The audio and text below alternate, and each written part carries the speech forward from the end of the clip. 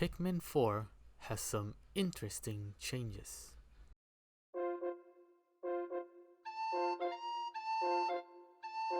It has a general game direction that affects how everything works, and I worry for it. I'll be sharing my thoughts in this video. It may seem negative, but it comes from a place of curiosity. After listening to my thoughts, I'm curious about your opinions on the game, so share them in the comments. Though, be nice and respectful.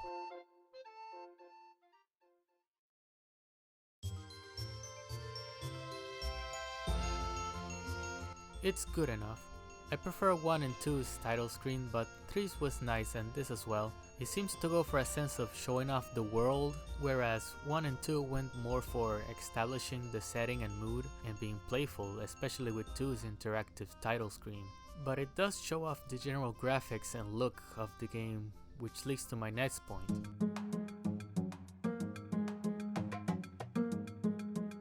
The art direction tells how other parts are being affected.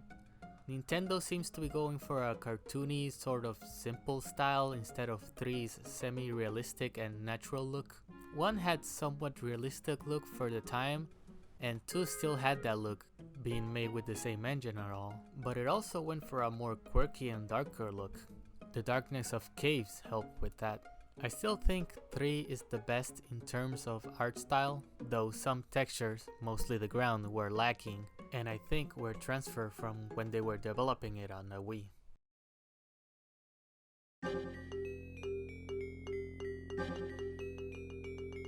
Nintendo made some assumptions about how the game should be played, and it shows in the gameplay changes.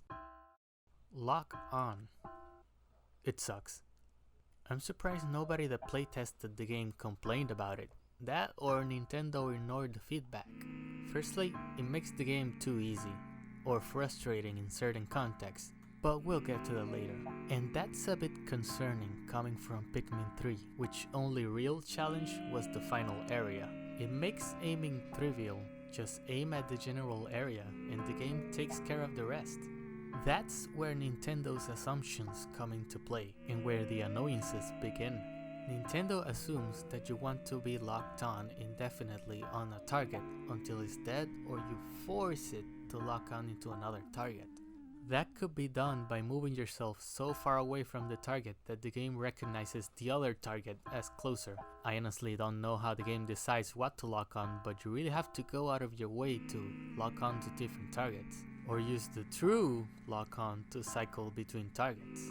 Now this is the confusing part, cause there's 2 lock-on mechanics in this game. There's the soft/auto lock-on, which talked about previously, does things automatically, and then there's the actual lock-on mechanic, which is activated by pressing ZR. It works just like in Pikmin 3 Deluxe. It locks onto a target and lets you do some minor tweaking with the gyro. Oh yeah, let's talk about how gyro works. In Pikmin 3 Deluxe, there were 2 options for motion controls.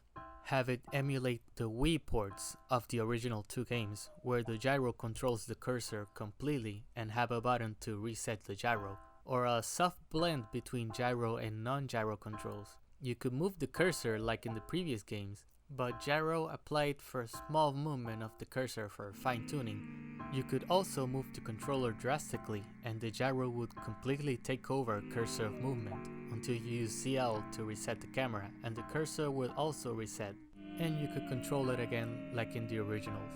Now this worked perfectly for me and many others. Then they released the original 2 games on the Switch as ports, but they added new motion controls, except the motion control they added are different.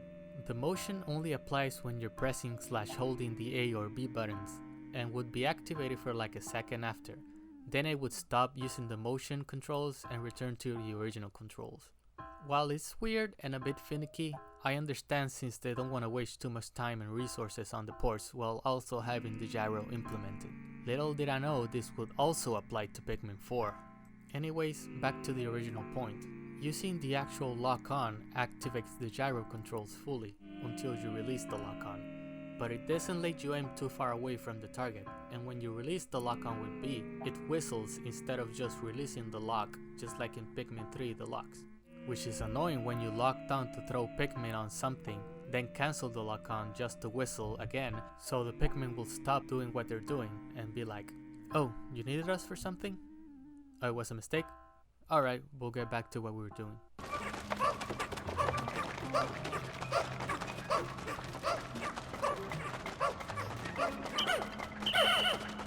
And continue to carry on the object.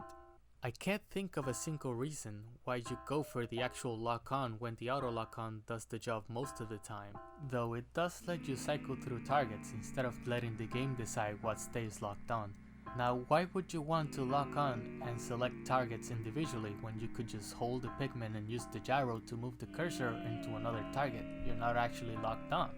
Well, that's where our next segment comes in. AI, aiming, and Pikmin numbers.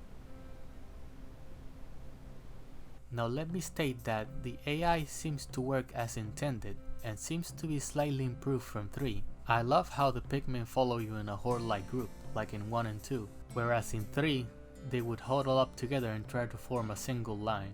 This was good for fixing the problem of turning sharp corners, crossing bridges, or going too fast and Pikmin getting stuck behind something.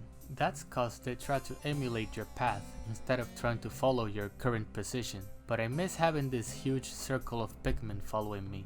They seem to keep some of the pathfinding, but have Pikmin 2s huddle up together when entering the bridge. Now, the part that's bad is that when aiming with the auto lock-on, the Pikmin thrown, even the ones that didn't land on the target, will interact with the target that's locked on. Now that sounds like a logical and sensible thing, but they only interact with the locked on target until it's destroyed or complete. That means even if you use the gyro to force the cursor onto another target, the game is still locked on to the original target. Thus, the Pikmin will ignore the target you were aiming at and go interact with the original target. That is frustrating when trying to do multiple tasks quickly. This can be circumvented by forcing the auto lock-on to prioritize other targets. But that's finicky and takes time, precious time that could be the difference between life and death in combat. The other method would be using the manual lock-on, which I think is what Nintendo intended us to use. It allows you to switch targets manually, and it's fairly harmless to use when dealing with 2 targets. But if you have 3 or more targets, that's when it gets frustrating. Since there are multiple targets, you sometimes have to cycle between all of them to lock on to the one you want, since the game doesn't know which one you want to focus on. This was also a problem with Pikmin 3, but that game had a simple solution.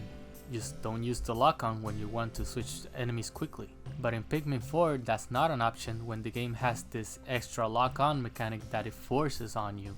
It really baffles me that nobody saw a problem with this when developing the game. But then again, Miyamoto said once that he wanted Pikmin to be easily understood by children, which translates to me that he wants to cater to children, which certainly explains the difficulty of Pikmin 3. Speaking of difficulty, it seems Bulbarbs take longer to consume Pikmin now. The swallowing animation is longer, thus giving you more time to save the Pikmin, thus giving you more leeway when dealing with them, thus making the game easier. It doesn't look good on the game's difficulty if they keep making things easier, but this is just a demo and the game could have difficult and interesting challenges later on. We'll have to see when the full game releases. Back to the lock-on mechanics, it ties into Pikmin carrying stuff. The game has a force stop mechanic, which stops you from throwing Pikmin when you have thrown the necessary minimum amount to an object.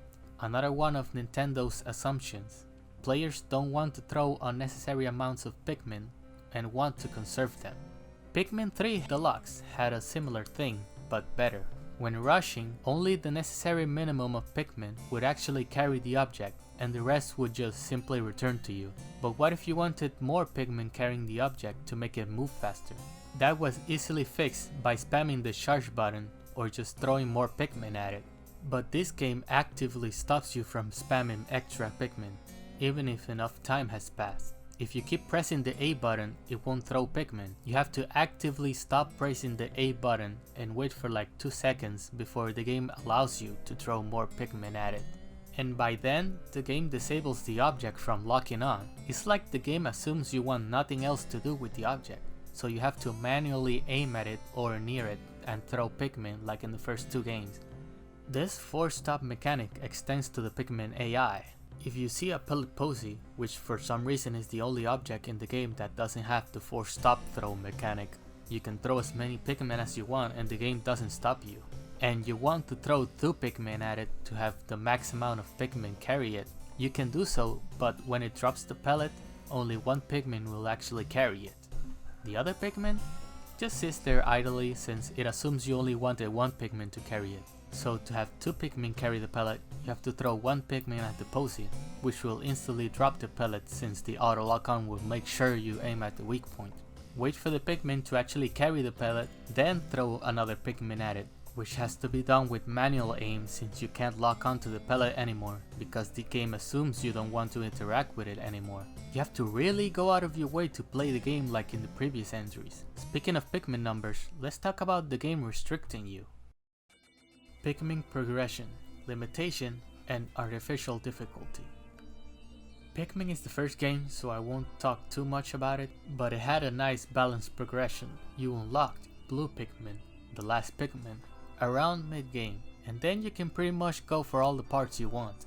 In Pikmin 2, they introduced character upgrades, and there's quite a few of them, but they were always at the end of certain boss battles. Some of them made the game easier like the Pluckaphone, and others made certain mechanics more useful like the Rocket Fist, but you had to work for them which made it rewarding. Pikmin 2 really went all out on the experimentation and pushed on what Pikmin should be, even if some of it I disapprove of. Pikmin 3 had a different approach to progression. There were 2 objectives, one of them being optional. There's the main story, which is to look for the Cosmic Drive Key, which eventually leads you to Olimar, and the other objective of getting all the fruit for the good ending. While there's a few paths and diversions you can take, the game itself is very linear with its story. Go here and collect this, unlock this area and repeat. There's some upgrades you can get, but they are optional and only for raising your defense or the new dodge whistle, which replaces the C-stick group command since that's not in the game. In terms of Pikmin unlocks, you don't get blues until the second to last objective is unlocked, making the game feel like it's balanced for the main story but not for the rest of the game, unlike Pikmin 1 and 2 where you unlock the last Pikmin around mid-game. Pikmin 4 seems to want to emulate Pikmin 2's absurd amount of content, but wants to go even further. It seems you can upgrade pretty much everything. Upgrades are a good way to make the player feel like they're progressing and getting stronger, but I think they went a little too far. You see, you can even upgrade the amount of Pikmin you have on the field, but in order to not break the game and upgrade it more than 100, they did the reverse and nerfed you down to 20 at the beginning. I think they did this for 2 reasons.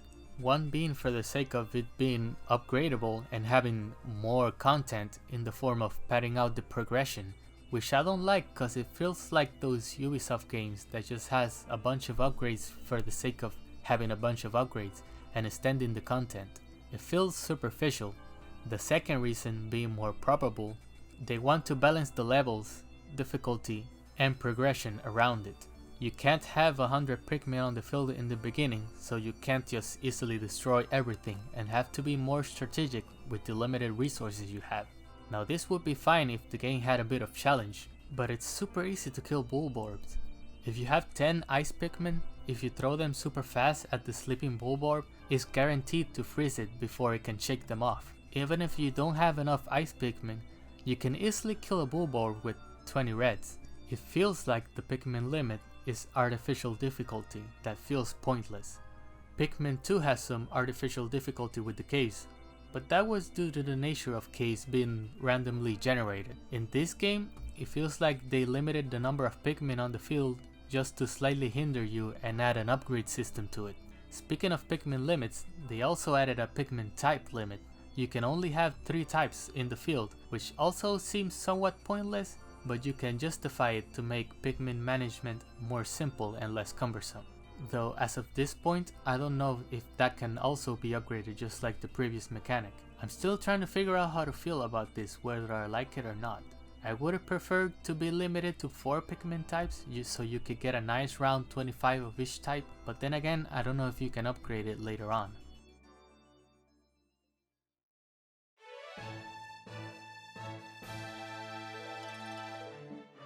I made this video to talk about my thoughts on the art style, but ended up talking about the game's mechanics more. But I think it's all connected in this direction of simplifying everything for younger audiences and slowly progressing into a full experience, which explains why the beginning of the game is so long and full of dialogue. But these are just my thoughts, and I'm curious to know what yours are in the comments. I want to see as many opinions on the game as possible. This video seems negative, but I disapprove of certain decisions of Pikmin 2, but it's still Pikmin and I love it about the same as the other two, so I'll probably end up loving Pikmin 4, despite my concerns.